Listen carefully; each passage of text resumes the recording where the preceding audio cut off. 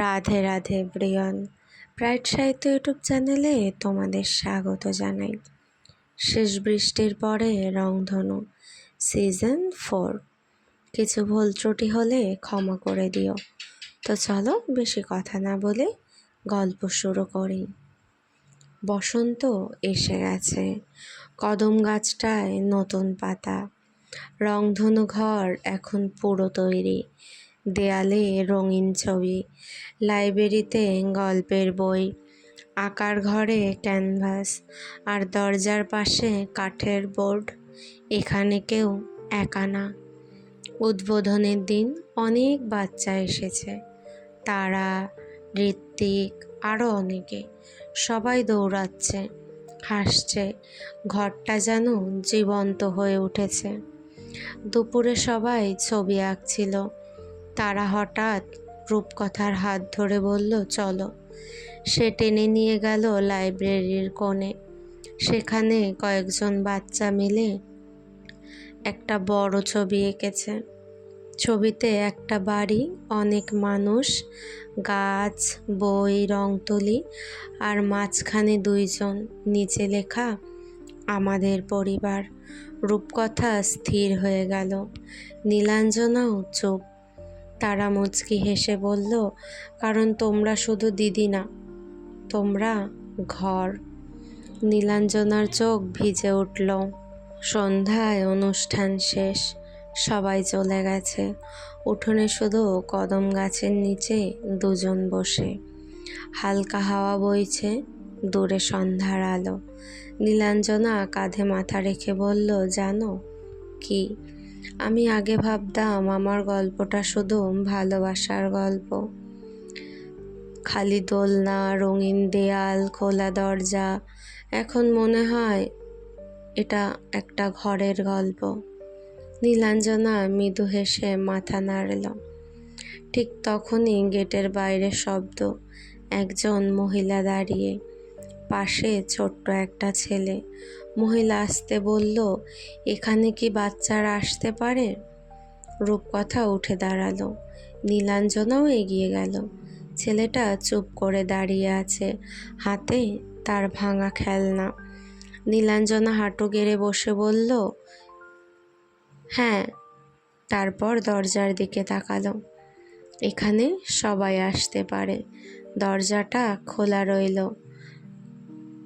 নীলাঞ্জনা আসতে বলল, তোমার নাম কি?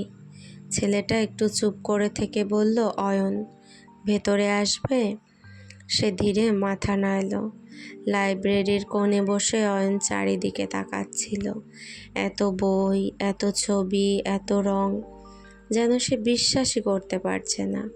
রূপকথা একটা গল্পের বই এগিয়ে দিল, পড়বে? অয়ন বইটা হাতে নিল, খুব আস্তে বলল, আমি ভালো পড়তে পারি না।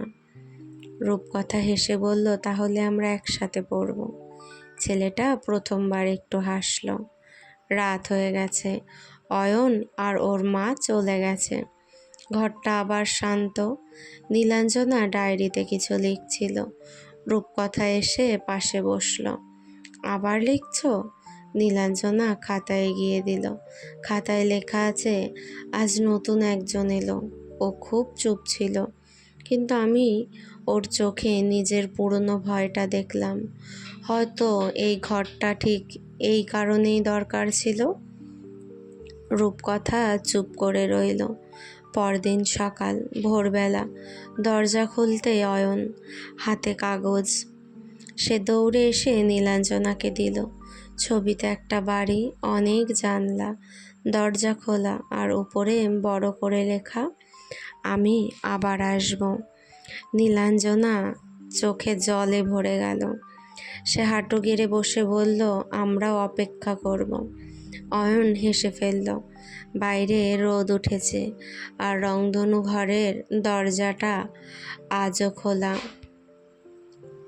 বর্ষা ফিরে এসেছে, কদম গাছে ফুল ফুটেছে। রংধনু ঘর এখন আগের চেয়ে অনেক ব্যস্ত। সকাল থেকে বাচ্চাদের হাসির শব্দ, কেউ আঁকছে, কেউ গল্প পড়ছে, কেউ উঠোনে দৌড়াচ্ছে।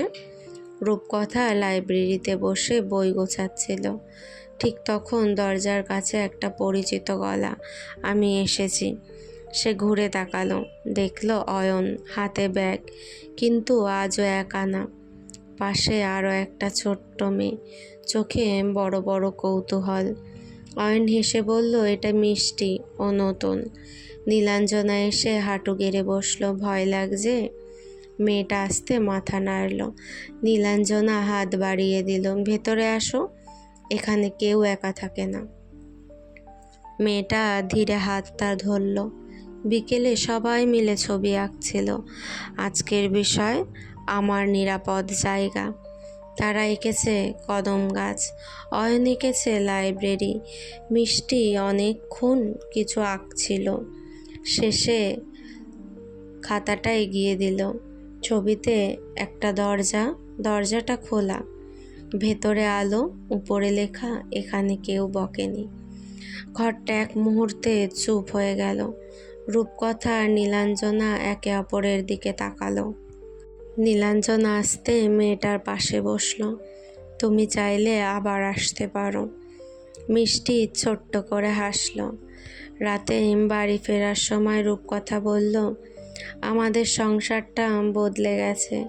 নীলাঞ্জনা হেসে বলল, অনেক। আগে ছিলে তুমি আর আমি, এখন। রূপকথা আকাশের দিকে তাকালো। এখন অনেক মানুষ আছে। নীলাঞ্জনা মৃদু গলায় বলল, তবুও কি? আমার সবচেয়ে প্রিয় ঘরটা এখনো তুমি। রূপকথা হেসে ওকে পেছন থেকে জড়িয়ে ধরল। দূরে বৃষ্টি পড়ছিল, আর কোথাও না কোথাও হয়তো আরেকজন দরজার সামনে দাঁড়িয়েছিল, ফিরে আসার অপেক্ষায়। ভোরবেলা হালকা বৃষ্টি হয়েছে রাতে। কদম গাছের নিচে জল জমে আছে। রংধনু ঘর এখনো খোলেনি, তবু গেটের সামনে কেউ দাঁড়িয়ে। রূপকথা দরজা খুলতে গিয়ে থেমে গেল। সামনে তারা, অয়ন আর মিষ্টি, আর আরও কয়েকজন বাচ্চা। সবাই হাতে কিছু না কিছু ধরে আছে, কেউ ফুল, কেউ ছবি, কেউ ছোট্ট কার্ড। রূপকথা অবাক, এত সকালে? তারা হেসে বলল, আজ একটা বিশেষ দিন। ভেতরে ঢুকতেই সবাই উঠোনে দৌড়ে গেল। কদম গাছের নিচে কাপড়ে ঢাকা কিছু একটা। নীলাঞ্জনা এসে দাঁড়াতেই সবাই একসাথে বলল, চোখ বন্ধ। সে হেসে চোখ বন্ধ করলো। কাপড় সরানো হলো। চোখ খুলতেই নীলাঞ্জনা স্থির হয়ে গেল। কদম গাছের পাশে কাঠের ছোট্ট বেঞ্চ, তার ওপরে খোদাই করা রূপ আর নীল যারা ঘর বানিয়েছে। নীলাঞ্জনার চোখে জল ভরে উঠল। তারা দৌড়ে এসে বলল, এটা আমাদের তরফ থেকে। অয়ন যোগ করলো, কারণ তোমরা শুধু গল্প না। মিষ্টি আসতে বলল, তোমরা থাকো। রূপকথারও চোখ ভিজে উঠল। দুপুরে সবাই চলে গেছে, উঠোন শান্ত। দুজনে সেই বেঞ্চে বসে, হালকা হাওয়া, কদম ফুল ঝরছে। নীলাঞ্জনা রূপকথার কাঁধে মাথা রেখে বলল, জানো কি, এক সময় ভাবতাম আমাদের গল্পটা শেষ বৃষ্টির পরে শেষ হবে। রূপকথা মৃদু হাসলো। আর এখন? নীলাঞ্জনা চারিদিকে তাকালো, তাকিয়ে বলল, এখন মনে হয় এটা শুধু শুরু ছিল। দূরে বৃষ্টি নামতে শুরু করলো, আর রংধনু ঘরের দরজা খোলা রইল, কারণ কিছু গল্প শেষ হয় না, সেগুলো ঘর হয়ে বেঁচে থাকে। বর্ষার বিকেল, বৃষ্টি পড়ছে টুপটাপ। রংধনু ঘর আজ একটু শান্ত। বাচ্চারা চলে গেছে, লাইব্রেরির জানলা খোলা, বাতাসে বইয়ের পাতাগুলো নড়ছে। রূপকথা টেবিলে বসে লিখছিল, নীলাঞ্জনা ক্যানভাসে রং দিচ্ছিল। হঠাৎ সে বলল, রূপ, তুমি এখনো গল্প লিখো কেন? রূপকথা হেসে বলল, কারণ কিছু গল্প শেষ হয় না। নীলাঞ্জনা মৃদু হাসল, আমাদেরটার মতো হয়তো। ঠিক তখনই তারা দৌড়ে ভেতরে এলো, হাতে খাতা, চোখে চকচক করছে। আমি লিখেছি। রূপকথা খাতা নিল। উপরে বড় করে লেখা, আমার ঘর। ভেতরে আমার আগে কোনো ঘর ছিল না, এখন আছে। ওখানে বই আছে, গাছ আছে, 2জন দিদি আছে, আর কেউ একা না। নীলাঞ্জনা চুপ করে দাঁড়িয়ে রইল, তার চোখে জল ভরে উঠেছে। সন্ধ্যায় সবাই চলে যাওয়ার পর রূপকথা দেখল নীলাঞ্জনা নতুন একটা ছবি আঁকছে। সে কাছে গেল। ক্যানভাসে একটা বড় বাড়ি, অনেক জানলা, অনেক মানুষ, উঠোনে কদম গাছ, আর সামনে 2জন দাঁড়িয়ে। নিচে লেখা, শেষ বৃষ্টির পরে রংধনু। রূপকথা ধীরে বলল, এটা শেষ ছবি। নীলাঞ্জনা মাথা নাড়ল না, সে হাসল। এটা প্রথম ছবি। বাইরে বৃষ্টি পড়ছিল, ভেতরে আলো জ্বলছিল, আর তাদের গল্পটা এখন আর শুধু 2জন মানুষের ছিল না। এটা একটা ঘরের গল্প, ফিরে আসার গল্প, ভালোবাসার গল্প। শীতের সকাল, কুয়াশা নেমেছে। রংধনু ঘর এখন আগের চেয়ে অনেক বড়। উঠোনে নতুন দোলনা, লাইব্রেরিতে আরও বই, দেয়ালে বাচ্চাদের শত শত ছবি, আর কদম গাছটা এখন সত্যিই বড় হয়ে গেছে। সকাল থেকে সবাই ব্যস্ত। তারা আর অয়ন উঠোনে রং করছিল, মিষ্টি লাইব্রেরিতে বসে গল্প পড়ছে, রূপকথা নতুন ভর্তি হওয়া বাচ্চাদের নাম লিখছিল। ঠিক তখনই ডোরবেল। দরজা খুলতেই একজন বৃদ্ধ পোস্টম্যান, হাতে একটা খাম, উপরে লেখা রংধনু ঘর, নীলাঞ্জনা রায় ও রূপকথা সেনের জন্য। প্রেরকের নাম নেই।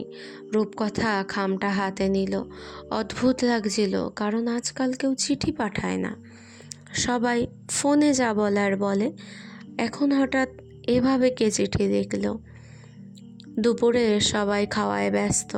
নীলাঞ্জনা খামটা খুলল। ভেতরে একটা ভাঁজ করা চিঠি আর একটা পুরনো ছবি।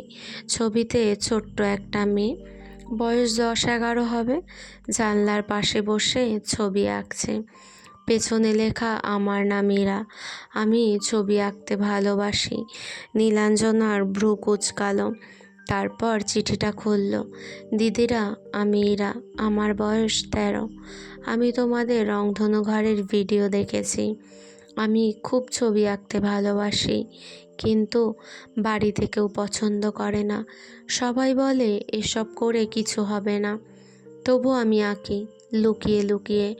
আমি জানি না তোমরা আমাকে চেনো কি না, কিন্তু আমি তোমাদের কাছে একদিন আসতে চাই, কারণ তোমাদের ঘরটা দেখে মনে হয়েছে সেখানে হয়তো আমাকে কেউ বকবে না। ইরা। চিঠিটা পড়ে ঘরটা পুরো চুপ হয়ে গেল। নীলাঞ্জনা কিছু বলল না, শুধু ছবিটার দিকে তাকিয়ে রইল। রূপকথা আসতে বলল, কি ভাবছ? নীলাঞ্জনা খুব ধীরে উত্তর দিল, আমি ওকে দেখতে চাই। সেই রাতে বৃষ্টি হচ্ছিল, সবাই চলে গেছে। রংধনু ঘর শান্ত। নীলাঞ্জনা বারান্দায় বসেছিল। রাতে ইরার চিঠি। রূপকথা এসে পাশে বসলো। চুপ কেন? নীলাঞ্জনা জানলার দিকে তাকিয়ে বলল, কারণ ওর কথা খুব চেনা লাগছে আমার। কেন? সে হালকা হাসলো। কারণ আমি একদিন এমন একটা চিঠি লিখতে চেয়েছিলাম। রূপকথা ওর হাত ধরলো। দূরে জোরে বিদ্যুৎ চমকালো। ঠিক তখনই ফোনে একটা মেসেজ এলো। অচেনা নম্বর, শুধু একটা লাইন, আমি ইরা, আমি বাড়ি ছেড়ে বেরিয়ে এসেছি। নীলাঞ্জনার হাত ঠান্ডা হয়ে গেল। রূপকথা স্থির। বাইরে বৃষ্টি বাড়ছে। তখন রাত ঠিক 10:40। বাইরে ঝড়, বৃষ্টি জানলায় আছড়ে পড়ছে। রংধনু ঘরের ভেতরে শুধু অফিস রুমের আলো জ্বলছে। রূপকথার নীলাঞ্জনা এখনও বসে। ফোনের স্ক্রিনে সেই মেসেজ, আমি ইরা, আমি বাড়ি ছেড়ে বেরিয়ে এসেছি। ঘরটা নিঃশব্দ। রূপকথা ধীরে বলল, উত্তর দাও। নীলাঞ্জনার হাত কাঁপছিল। সে লিখল, তুমি কোথায়? কয়েক মিনিট কোনো উত্তর নেই, শুধু বৃষ্টি। তারপর বাস স্ট্যান্ডে, খুব ভয় লাগছে। নীলাঞ্জনার বুকটা ধক করে উঠল, কারণ এই লাইনটা সে যেন বহু বছর আগে নিজের ভেতর শুনেছিল। আধ ঘন্টা পর রূপকথার নীলাঞ্জনা গাড়ি নিয়ে বেরিয়ে পড়ল। রাস্তা ভিজে, দোকান বন্ধ, আলো কম, বাসস্ট্যান্ড প্রায় ফাঁকা। দূরে একটা বেঞ্চে কেউ বসে, ছোট্ট ব্যাগ, ভেজা চুল, হাতে স্কেচবুক শক্ত করে ধরা। নীলাঞ্জনা ধীরে এগিয়ে গেল। ইরা। মেয়েটা মুখ তুলল, চোখ লাল, ভয় মেশানো ক্লান্তি। সে আস্তে বলল, তোমরা এসেছো? এই 4টে শব্দ শুনে নীলাঞ্জনার চোখ ভিজে উঠল, কারণ এক সময় সেও কারো জন্য এমন অপেক্ষা করেছিল, কিন্তু তখন সে তার কাছে কাউকে পাশে পায়নি। রংধনু ঘরে ফিরতে ফিরতে রাত হয়ে গেল। তারা আর অয়ন ঘুমিয়ে। লাইব্রেরির আলো কম। ইরা চুপচাপ বসে আছে, কিছু বলছে না। রূপকথা গরম দুধ এগিয়ে দিল, খাবে? মেয়েটা মাথা নাড়ল। নীলাঞ্জনা ওর পাশে বসলো। বাড়িতে কি হয়েছে? ইরা অনেকক্ষণ চুপ, তারপর ফিসফিস করে বলল, আমি ছবি আঁকি বলে সবাই রাগ করে। সে স্কেচবুকটা খুলল, ভেতরে অসংখ্য ছবি। একটা মেয়ে, জানলা, বৃষ্টি, আর বারবার আঁকা একটা বাড়ি। দরজা খোলা, উপরে লেখা, যেখানে আমাকে থাকতে দেবে। রাত গভীর, সবাই ঘুমিয়ে গেছে, শুধু নীলাঞ্জনা জেগে। ইরার স্কেচবুক দেখছে, একটা পাতায় থেমে গেল। সেখানে আঁকা একজন মেয়ে, কাঁধে চুল, হাতে রং তুলি, জানলার পাশে দাঁড়ানো, নিচে লেখা, আমি বড় হয়ে এমন হতে চাই। রূপকথা পাশে এসে দাঁড়ালো। কি হয়েছে? নীলাঞ্জনা খুব আস্তে বলল, আমাদের আরও সাবধানে চলতে হবে। সে স্কেচবুকটা বন্ধ করলো, কারণ এবার শুধু আমাদের গল্প না। ভোরবেলা, রাতের বৃষ্টির জল এখনো উঠোনে জমে আছে। কদম গাছ থেকে টুপটাপ জল পড়ছে। রংধনু ঘর আজ অদ্ভুত শান্ত। রূপকথার ঘুম ভাঙল খুব ভোরে। সে লাইব্রেরির দিকে গিয়ে থেমে গেল। জানলার পাশে ইরা বসে, ঘুমায়নি, হাতে স্কেচবুক, বাইরের আকাশ আঁকছে। রূপকথা ধীরে পাশে বসল। ঘুমাওনি? ইরা ছোট্ট করে মাথা নাড়ল।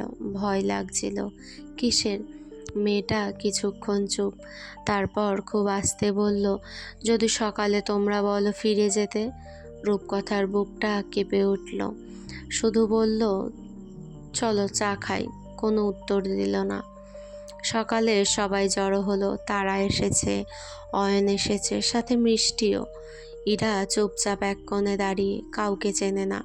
হঠাৎ তারা এগিয়ে এসে একটা রং পেন্সিল এগিয়ে দিল। নাও। ইরা অবাক। কেন? তারা হেসে বলল, এখানে সবাই আঁকে। প্রথমবার ইরা একটু হাসল। দুপুরে নীলাঞ্জনা অফিস রুমে বসেছিল। টেবিলে ইরার চিঠি, স্কেচবুক আর একটা কাগজ, ইরার বাড়ির ঠিকানা। রূপকথা ভেতরে এলো। কি ভাবছ? নীলাঞ্জনা অনেকক্ষণ চুপ, তারপর বলল, ও বাড়ি থেকে বেরিয়ে এসেছে। ওর পরিবার চিন্তায় আছে। কিন্তু ওকে এখনই পাঠাতে পারি না। ঘরটা নিঃশব্দ, কারণ সিদ্ধান্তটা সহজ না। ইরা ছোট, ভয় পেয়েছে, কিন্তু ওর পরিবারও নিশ্চয়ই খুঁজছে। ঠিক তখনই দরজায় টোকা। ইরা দাঁড়িয়ে, চোখে আতঙ্ক। আমায় কি চলে যেতে হবে? নীলাঞ্জনা উঠে দাঁড়ালো, ধীরে ওর সামনে গিয়ে বসলো, শান্ত গলায় বলল, না। ইরার চোখ ভিজে উঠল। নীলাঞ্জনা বলল, তবে আমরা তোমার বাড়ির সঙ্গেও কথা বলবো, কারণ তোমার নিরাপত্তা জরুরি। ইরা চুপ, তারপর ধীরে মাথা নাড়ল। সন্ধ্যায় সবাই মিলে উঠোনে বসেছিল। তারা, অয়ন, মিষ্টি, সবাই ছবি আঁকছে। ইরাও প্রথমবার বসেছে ওদের সঙ্গে। সে একটা বাড়ি আঁকলো। এইবার দরজা খোলা, ভেতরে আলো, আর নিচে লিখলো, আমি এখনো ভয় পাই, কিন্তু আমি একা না। রাত নেমেছে। রংধনু ঘর প্রায় ফাঁকা। তারা, অয়ন, মিষ্টি সবাই চলে গেছে। লাইব্রেরির আলো নিভে গেছে, শুধু অফিস রুমে আলো জ্বলছে। টেবিলের উপর ইরার স্কেচবুক, আর পাশে ওর বাড়ির নম্বর। নীলাঞ্জনা ফোনটা হাতে নিয়ে বসে অনেকক্ষণ, কিন্তু কল করছে না। রূপকথা পাশে এসে বলল, ভয় পাচ্ছ? নীলাঞ্জনা হালকা হাসল।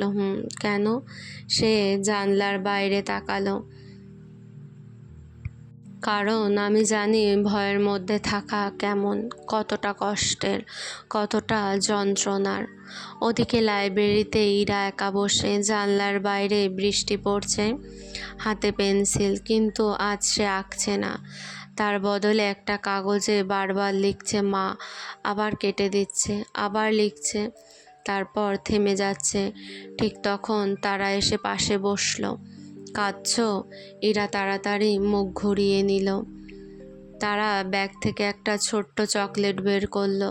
আমি কাঁদলে এটা খাই। ইরা তাকিয়ে রইল, তারপর ধীরে চকলেটটা নিল। অফিস রুমে অবশেষে কল গেল। কয়েক সেকেন্ড রিং, তারপর ওপাশে কাপা গলা হ্যালো। নীলাঞ্জনা শান্ত গলায় বলল, আমি রংধনু ঘর থেকে বলছি। ওপাশে চুপ, তারপর হঠাৎ কান্নার শব্দ। ইরা, ও ঠিক আছে? নীলাঞ্জনার বুক কেঁপে উঠল। হ্যাঁ, ও নিরাপদে আছে। ওপাশে শুধু কান্না, মায়ের গলা, সারা রাত খুঁজেছি। ঘরটা নিঃশব্দ হয়ে গেল। নীলাঞ্জনা চোখ বন্ধ করল, কারণ সে বুঝতে পারছিল এই গল্পে শুধু ইরার কষ্ট নেই, আরও মানুষ কাঁদছে। রাত আরও গভীর হলো। ইরা ঘুমিয়ে পড়েছে। রূপকথা এসে দেখল নীলাঞ্জনা বারান্দায় দাঁড়িয়ে চুপ। রূপকথা এসে বলল, কি হয়েছে? ওর মা কাল আসবেন। রূপকথা চুপ। নীলাঞ্জনা ফিসফিস করে বলল, আর আমি জানি না কালও হাসবে নাকি কাঁদবে। দূরে জোরে বিদ্যুৎ চমকালো, কদম গাছটা নড়ে উঠল। সকালটা অদ্ভুত শান্ত, বৃষ্টি নেই, আকাশ পরিষ্কার, তবু রংধনু ঘরের ভেতর এক ধরনের অপেক্ষা। ইরা উঠোনে বসে আঁকছে। আজ সে কদম গাছ আঁকছে, কিন্তু বারবার দরজার দিকে তাকাচ্ছে। তারা এসে পাশে বসলো। ভয় লাগছে। ইরা আস্তে মাথা নাড়ল, যদি মা রাগ করে। তারা একটু ভেবে বলল, আমার মনে হয় ওরা চিন্তা করেছে। ইরা চুপ, পেন্সিলটা আরও শক্ত করে ধরল। সকাল 11টা, গেটের বাইরে গাড়ির শব্দ। ঘরটা হঠাৎ নিঃশব্দ। রূপকথা দরজার দিকে এগোলো। নীলাঞ্জনা পাশে। গেট খুলতেই একজন মহিলা, চোখ লাল, মুখ ক্লান্ত, হাতে একটা ছোট্ট ব্যাগ। উনি কিছু বললেন না, শুধু চারদিকে তাকালেন, তারপর ইরাকে দেখলেন। ইরা স্থির হয়ে গেল। হাতে থাকা পেন্সিল মাটিতে পড়ে গেল। কয়েক সেকেন্ড কেউ কথা বলল না। তারপর মহিলা আস্তে বললেন, ইরা। সবাই ভেতরে বসলো। চা রাখা হলো। কেউ ছুল না। মহিলা খুব ধীরে বললেন, তুই কিছু না বলে চলে এলি কেন? ইরা মাথা নিচু করে আছে। আমি ভয় পেয়েছিলাম। কিসের? ইরা কাপা গলায় বলল, যদি তোমরা আমার ছবি আঁকা বন্ধ করে দাও। ঘরটা চুপ। মহিলার চোখ ভিজে উঠল। তিনি ফিসফিস করে বললেন, তাই বলে চলে যাবি? ইরা আর নিজেকে সামলাতে পারল না, কাঁদতে শুরু করলো। আমি ভেবেছিলাম তুমি রাগ করবে। মহিলা উঠে এসে ওকে জড়িয়ে ধরলেন। আমি ভয় পেয়েছিলাম। তার গলাও কাঁপছে, খুব ভয়। রূপকথা আর নীলাঞ্জনা দূর থেকে দাঁড়িয়েছিল চুপচাপ, কারণ কিছু মুহূর্তে শব্দের দরকার হয় না। যাওয়ার আগে ইরা নীলাঞ্জনার কাছে এলো। হাতে একটা ভাঁজ করা কাগজ। তোমার জন্য। নীলাঞ্জনা খুলল। ছবিতে একটা মেয়ে, হাতে রং তুলি, পাশে বড় বাড়ি, আর নিচে লেখা, আমি আঁকা ছাড়ব না। নীলাঞ্জনার চোখ ভিজে উঠল। ইরা ছোট্ট করে হাসল, আমি আবার আসব। নীলাঞ্জনা মৃদু হেসে বলল, আমরা থাকব। গাড়ি চলে গেল। উঠোন আবার শান্ত, কিন্তু আজ কেমন যেন হালকা লাগছিল। ইরা চলে যাওয়ার পর রংধনু ঘর আবার আগের মতো হয়ে গেল, তবুও সব কিছু আগের মতো লাগছিল না। লাইব্রেরির জানলার পাশে যে চেয়ারটা ইরা বসতো, সেটা খালি। আঁকার ঘরের কোনায় রাখা অতিরিক্ত স্কেচবুকটা খালি। তারা বারবার জিজ্ঞেস করছে, ইরা কবে আসবে। অয়নও চুপচাপ। মিষ্টি আজ খুব কম কথা বলছে, যেন সবাই বুঝতে পারছে কেউ চলে গেলে একটা ছোট্ট জায়গা খালি হয়ে যায়। দুদিন পর বিকেল, বৃষ্টি পড়ছে। ভোর ডোরবেল বেজে উঠল। রূপকথা দরজা খুলতেই অবাক। সামনে ইরা, পাশে ওর মা, হাতে বড় ব্যাগ। ইরা হেসে বলল, আমি এসেছি। নীলাঞ্জনা দৌড়ে এলো। ইরা?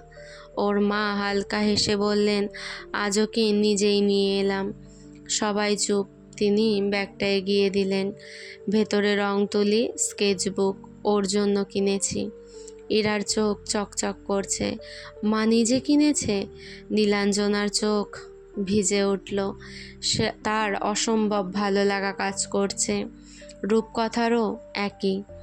সেদিন বিকেলে সবাই মিলে ছবি আঁকলো। আজকের বিষয় আমি বড় হয়ে কি হব। তারা লিখল শিক্ষিকা, অয়ন লিখল গল্প লিখব, মিষ্টি লিখল অনেক বই পড়ব। ইরা অনেকক্ষণ চুপ ছিল। তারপর লিখল আমি আঁকবো, অনেক আঁকবো। নীলাঞ্জনা দূর থেকে দেখছিল। তার মনে হচ্ছিল হয়তো একটা ছোট্ট ভয় আজ সত্যিই কম হয়েছে। রাত, সবাই চলে গেছে। নীলাঞ্জনা কদম গাছের নিচে বসে, রূপকথা পাশে। চুপ কেন? নীলাঞ্জনা মৃদু হেসে বলল, আজ ইরার মাকে দেখে ভালো লাগলো। কারণ উনি চেষ্টা করেছেন। সে আকাশের দিকে তাকালো। সবাই একদিন বুঝতে পারে না। রূপকথা ওর হাত ধরল। দূরে বৃষ্টি থেমে গেছে, কদম ফুল পড়ছে, আর রংধনু ঘরের আলো এখনো জ্বলছে। শরৎ এসে গেছে। আকাশ নীল, সাদা মেঘ, কদম গাছের পাতায় হালকা রোদ। রংধনু ঘর আজ খুব ব্যস্ত, কারণ সামনে উৎসব। সবাই মিলে সাজানো হচ্ছে উঠোন। তারা রঙিন কাগজ কাটছে, অয়ন ব্যানার লিখছে, মিষ্টি ফুল সাজাচ্ছে, ইরা দেয়ালে ছবি আঁকছে। রূপকথা দূর থেকে দাঁড়িয়ে দেখছিল। নীলাঞ্জনা পাশে এসে বলল, দেখছো কি আমাদের ছোট্ট ঘরটা? সে হেসে বলল, কত বড় হয়ে গেছে। আজ একটা বিশেষ কাজও হচ্ছে। সবাই মিলে বানাচ্ছে স্মৃতির দেয়াল। যারা এখানে এসেছে তাদের আঁকা, লেখা, ছোট ছোট কথা সব থাকবে সেখানে। তারা লিখল, আমি এখানে বন্ধু পেয়েছি। অয়ন লিখল, আমি আবার হাসি। মিষ্টি লিখল, এখানে কেউ বকে না। এরা অনেকক্ষণ দাঁড়িয়েছিল। তারপর একটা কাগজ লাগালো। তাতে লেখা, আমি পালিয়ে এসেছিলাম, এখন আমি ফিরে আসি। বিকেলে সবাই চলে যাওয়ার পর উঠোনে আলো লাগানো হচ্ছিল। হঠাৎ ইরাও এসে বলল, নীল দিদি, তুমি ছোটবেলায় কেমন ছিলে? নীলাঞ্জনা চুপ। তারপর হেসে বলল, খুব চুপচাপ। তোমাকেও কি কেউ বুঝতো না? রূপকথা দূর থেকে তাকিয়েছিল। নীলাঞ্জনা একটু ভেবে বলল, সব সময় না। তাহলে? সে ইরার মাথায় হাত রাখলো। তাই হয়তো এই ঘরটা বানিয়েছি।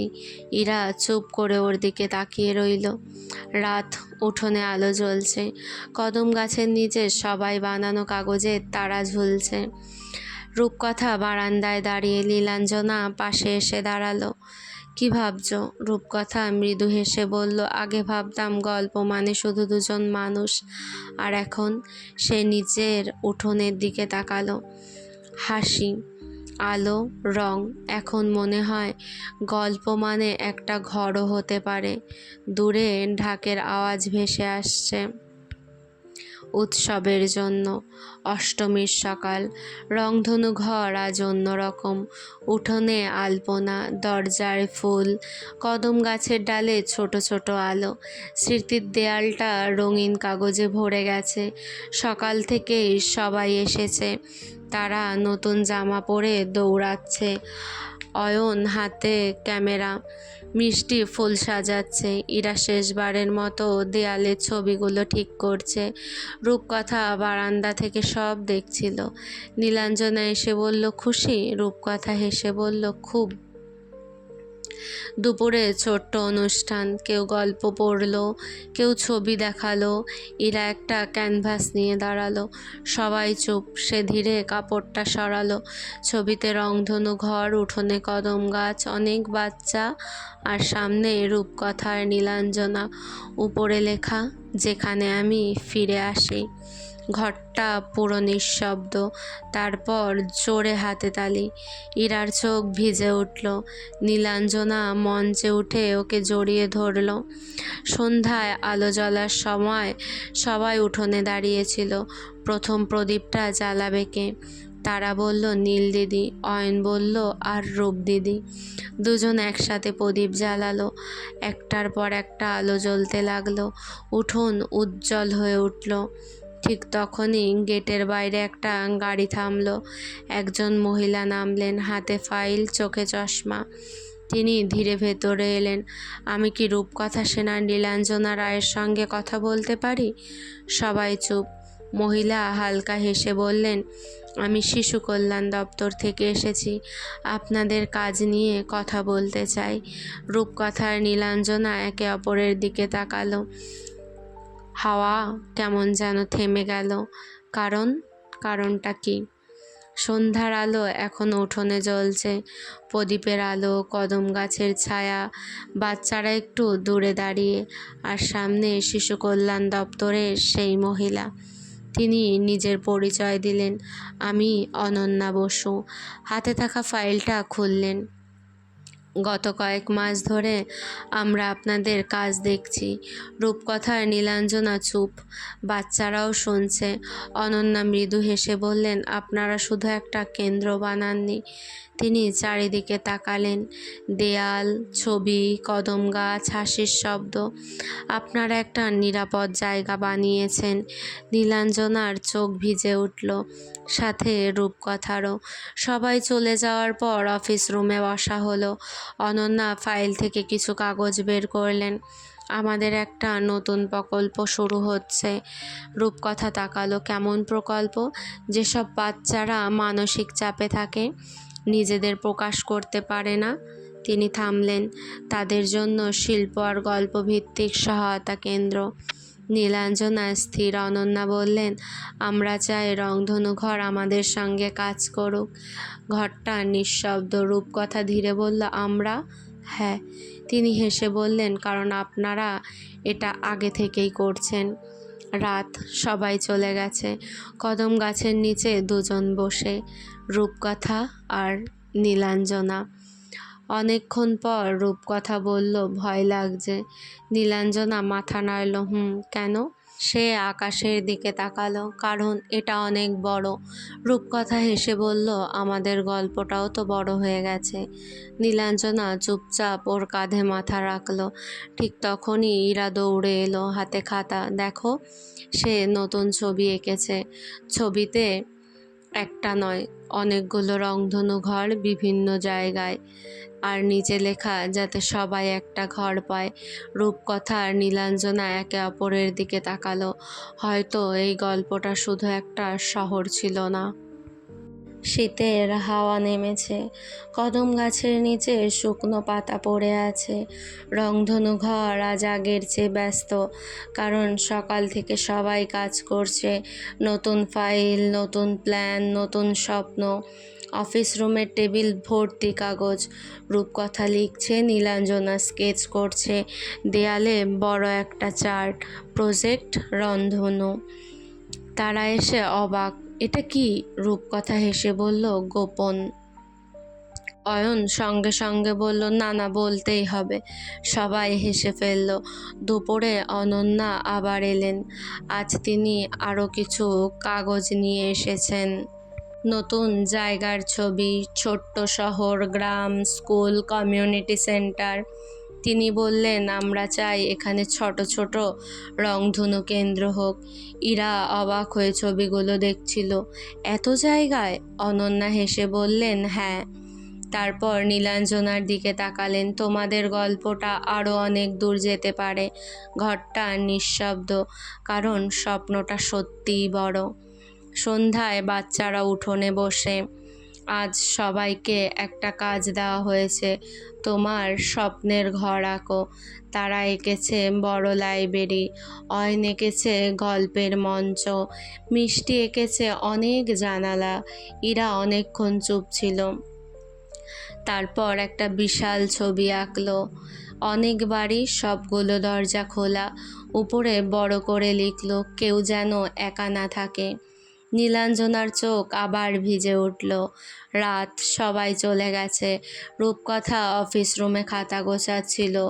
হঠাৎ একটা পুরনো ডায়েরি পড়ে গেল নীলাঞ্জনার। পাতা খুলতেই লেখা, একদিন যদি আমার নিজের একটা ঘর হয়, আমি দরজাটা খোলা রাখবো। রূপকথা থেমে গেল। নীলাঞ্জনা দরজায় দাঁড়িয়ে। রূপকথা হেসে বলল, তুমি পেরেছ। কারণ সে জানতো ওই ছোট্ট স্বপ্নটা এখনও অনেক মানুষের ঘর হয়ে গেছে। রংধনু ঘর, প্রায় অন্ধকার, রাত গভীর। শুধু অফিস রুমে ছোট্ট একটা ল্যাম্প জ্বলছে। টেবিলের ওপর খোলা নীলাঞ্জনার পুরনো ডায়েরি। রূপকথা চুপ করে বসে। পাতাগুলো হলদে হয়ে গেছে, কোণগুলো ভাঁজ। মনে হচ্ছে অনেক বছর ধরে কেউ ছুঁয়েও দেখেনি। নীলাঞ্জনা দরজায় দাঁড়িয়েছিল, চোখে অদ্ভুত নীরবতা। রূপকথা আসতে বলল, আমি পড়তে পারি? কিছুক্ষণ চুপ থেকে নীলাঞ্জনা মাথা নাড়ল। প্রথম পাতায়, বয়স 14, নিচে, আজ স্কুল থেকে ফিরে আবার ছবি এঁকেছি। মা বলল পড়াশোনা করো। আমি লুকিয়ে ডায়েরিতে আঁকলাম, একদিন আমার নিজের ঘর হবে, সেখানে আমি যত খুশি আঁকবো। রূপকথা থেমে গেল।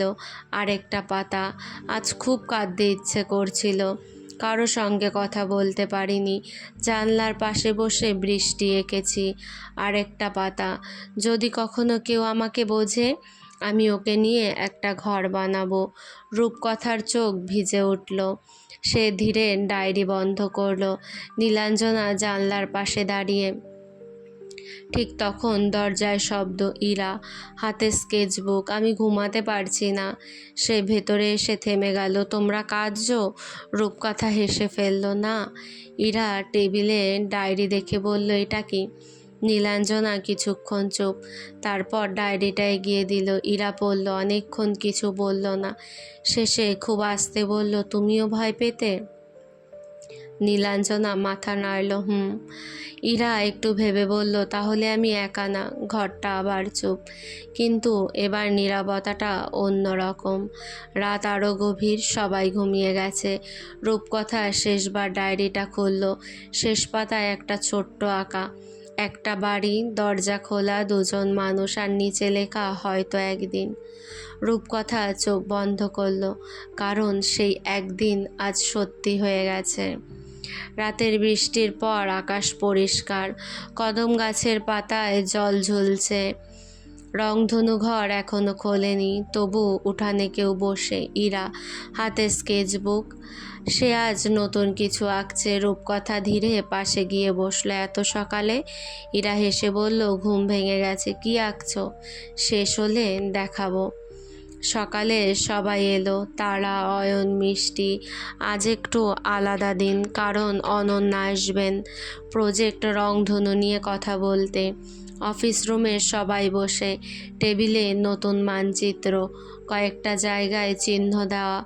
অনন্যা বললেন, প্রথম নতুন কেন্দ্রটা আমরা অন্য শহরে শুরু করতে চাই। ঘরটা চুপ। তিনি হাসলেন, আর ওটার নামও হবে রংধনু ঘর। তারা হাততালি দিল। অয়ন লাফিয়ে উঠল। ইরার চোখ বড় বড়।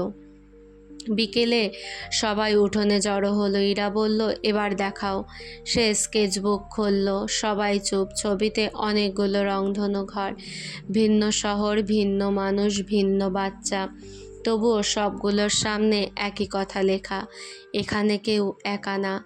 নীলাঞ্জনা আর ইরা দুজনেই হাসলো। তোমার ডায়েরির স্বপ্নটা, সে ধীরে বলল, এখন অনেক বড়। সন্ধ্যা, কদম গাছের নিচে দুজন বসে। রূপকথা আর নীলাঞ্জনা। দূরে বাচ্চাদের হাসির শব্দ। নীলাঞ্জনা আস্তে বলল, জানো কি, আমি এখনও বিশ্বাস করতে পারি না। সে চারিদিকে তাকালো, উঠোন, আলো, রং, মানুষ, আমাদের ছোট্ট ঘরটা। তার চোখ ভিজে উঠল। এত বড় হয়ে যাবে? রূপকথা ওর হাত ধরল শক্ত করে। একটা এখনো ছোট। নীলাঞ্জনা অবাক। মানে? রূপকথা হেসে বলল, কারণ গল্পটা এখনও শেষ না। দূরে ঝড় বইছে, কদম ফুল ঝরে পড়ছে, আর রংধনু ঘর অপেক্ষা করতে লাগলো নতুন পথের জন্য। বসন্ত, অনেক বছর কেটে গেছে। কদম গাছটা এখন বিশাল বড় হয়েছে। রংধনু ঘর আর একটা না, অনেকগুলো, ভিন্ন শহরে, ভিন্ন জায়গায়। তবু প্রতিটা দরজার সামনে একই কথা লেখা, এখানে কেউ একা না। আজ বিশেষ একটা দিন, প্রথম রংধনু ঘরের প্রতিষ্ঠা বার্ষিকী। উঠোনে আলো লাগানো হয়েছে, পুরনো ছবি সাজানো। স্মৃতির দেয়াল এখন অনেক বড়। তারা এসেছে, অয়ন এসেছে, মিষ্টি এসেছে, সবাই এসেছে। তারা আর কেউ ছোট নেই, সবাই বড় হয়ে গেছে।